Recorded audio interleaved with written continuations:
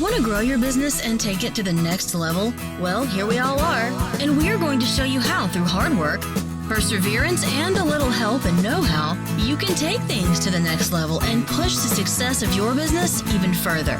Let's get going. Welcome everyone, Paul Wright here, your next episode of the Practiceology podcast, where we teach you the science of running a highly successful and profitable allied health business that works without you.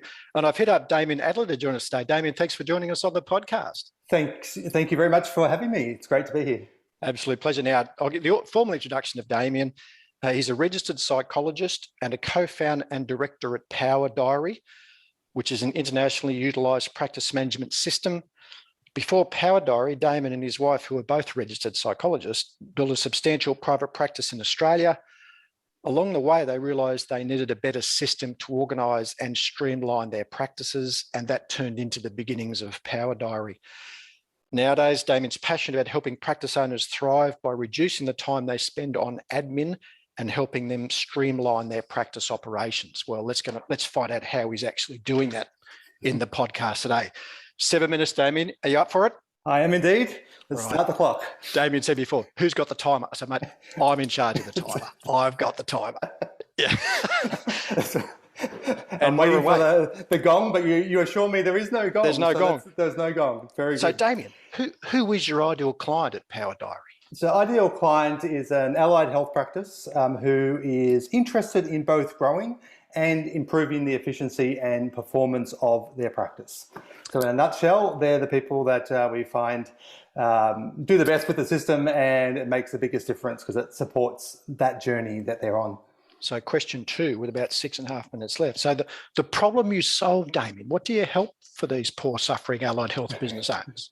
Well, as I think you would know extremely well, Paul, and all and your listeners as well, there's a lot of moving parts in a health practice, and administration can become a nightmare. It can become overwhelming, and it increases disproportionately with size, because the bigger we get, the more complex things get, and can end up sort of really taking over. So what problem we solve, we just simply make it easier to manage administration, to streamline, to automate, to make it easier to delegate as well. So we kind of help people get on top of that. It means that they can grow effortlessly without the pain, and they can get better, I guess, financial rewards and better lifestyle rewards from all their hard work. So how to run your practice easily.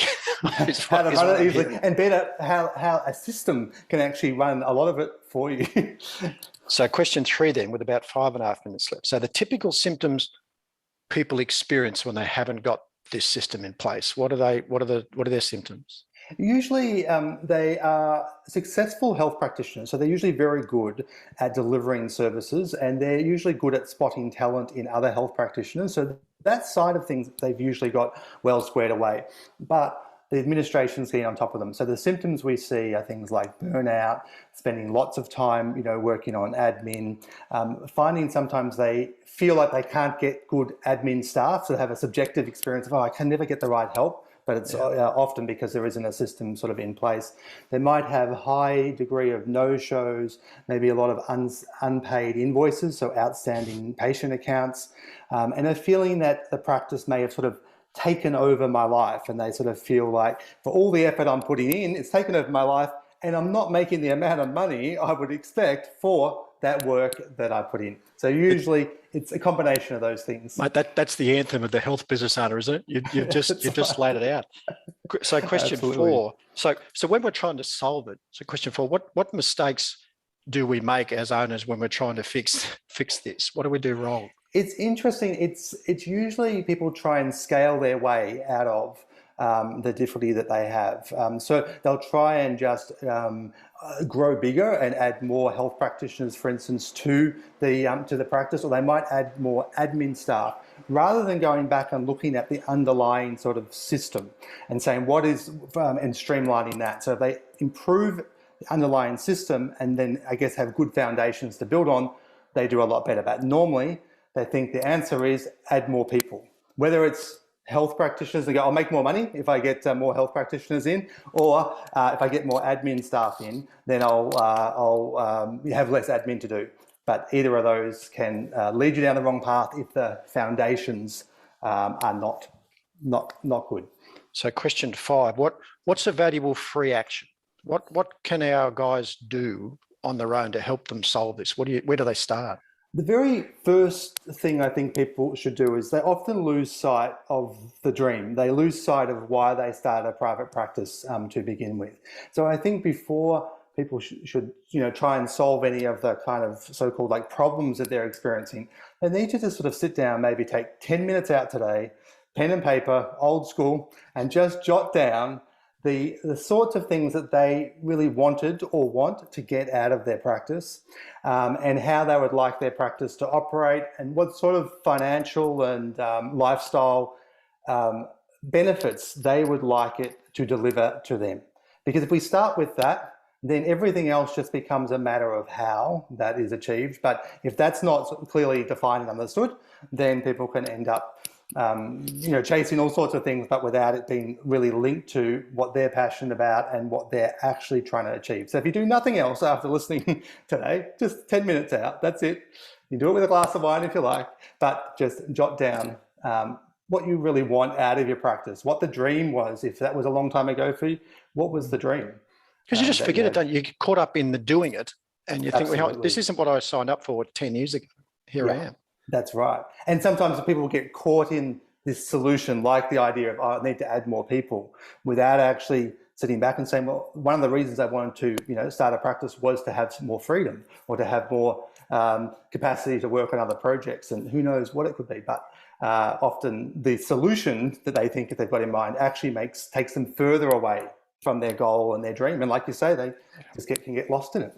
I always try and think of a title for our podcast episodes as I'm going through, and I'm hearing, well, Damien Adler, why adding more people is the worst thing you can do. the title of today's episode. That's right. I'm going to say, adding more people can be awesome if you've got the system in place to manage it. So you don't just grow the problem, you actually get the system in place, then you add as many people as you like.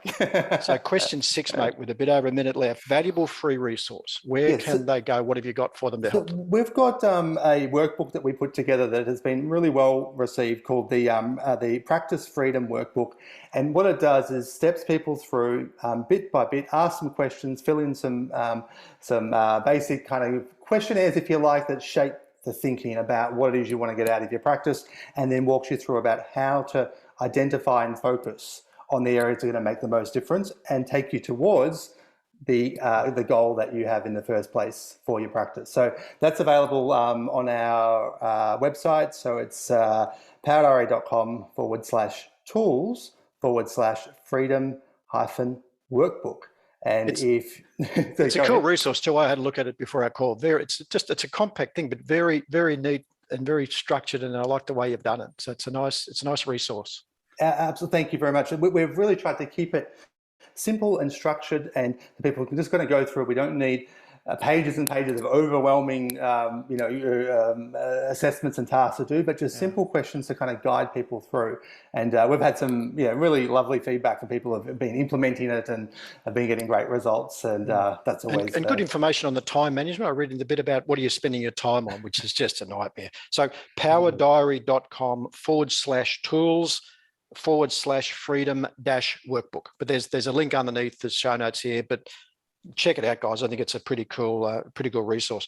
And question 7, mate, I'll give you another 30 seconds or so. The one question I should have asked you today that will give you great value, or give our audience great value. What should I have asked you?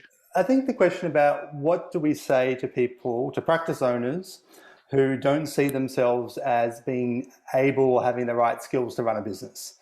Because sometimes we get that, right? People say to us, I'm a practitioner, I'm not really a business person. So my answer to that hypothetical question that I asked, that you asked, of course, really is that idea that anyone can actually be effective at running a business. It's a matter of sort of identifying the things that you are genuinely good at and the things that you really aren't good at, and that's absolutely fine. And you don't need to be good at everything, but just be clear about what you are and you aren't. Get a system in place to do as much as possible to sort of take away the administrative burden. Do the things that you can do and want to do in the areas of the business, and then outsource the rest. In other words, just get experts in to help you on the things that you're just not sort of naturally good at or not interested in or just don't want to spend your life doing. And then those things together, anyone can be a good business person. Mate, great tips. So guys, head to powerdiary.com/tools/freedom-workbook and get the resource. Damien, mate, you've been great, mate. Thanks for joining us on the podcast. Thank you very much for having me here. Now, if you haven't registered for our monthly Practiceology demonstration, head over to mypracticeology.com and I'll see you in the next episode.